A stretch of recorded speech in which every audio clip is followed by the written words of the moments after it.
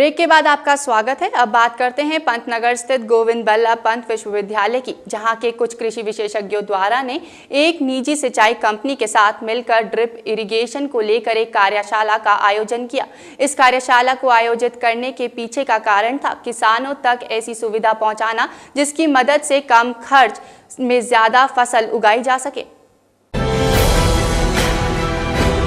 देश के साथ साथ प्रदेश में भी कई ऐसे परिवार हैं जो आज भी अपनी जीविका चलाने के लिए कृषि पर निर्भर हैं। लेकिन इस महंगाई के दौर में ये किसान परिवार के लोग पैसों की कमी के चलते अच्छी फसल पैदा नहीं कर पाते।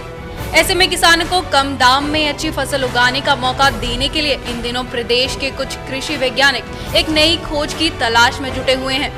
इसी कड़ी में पंतनगर स्थित गोविंद बल्लभ पंत विश्वविद्यालय के कृषि विशेषज्ञों ने एक निजी सिंचाई कंपनी के साथ मिलकर ड्रिप इरिगेशन को लेकर एक कार्यशाला का आयोजन किया, जिसमें कम पानी और बिना ज्यादा कीटनाशक खाद के इस्तेमाल के कैसे बेहतर फसल उगाई जाए इस विषय पर विचार विमर्श किया गया। कार्यशाला में जुटे कृषि वैज्ञानिक इस बात पर जोर दे रहे हैं कि कैसे उबड़ खाबड़ जमीन को उपजाऊ बनाया जाए। धान की खेती को लेकर ड्रिप इरिगेशन तकनीक के इस्तेमाल पर जोर दिया गया ताकि कम पानी, कम कीटनाशक और फर्टिलाइजर्स के इस्तेमाल से भी अच्छी फसल पैदा की जा सके।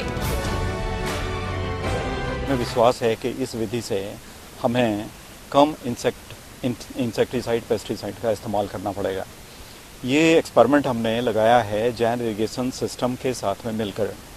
उन्होंने हमको ये अभी जो मटेरियल है फ्री सप्लाई किया हुआ है, लेकिन इसकी लागत करीब 50,000 रुपये पर एकड़ के करीब आने की उम्मीद है बाद में, जो कि 5 बरस में वो उसकी कीमत काफ़ी कम हो जाती है 5 बरस में ऑपरेशन से। तो हमारा कुल उद्देश्य यहाँ पर है कि नंबर 1 पानी की बचत, 30 से 40% तक पानी की बचत हम एक्सपेक्ट कर रहे हैं। नंबर 2 हमको इंसेक्टिसाइड, पेस्टिसाइड कम इस्तेमाल करने पड़े हैं।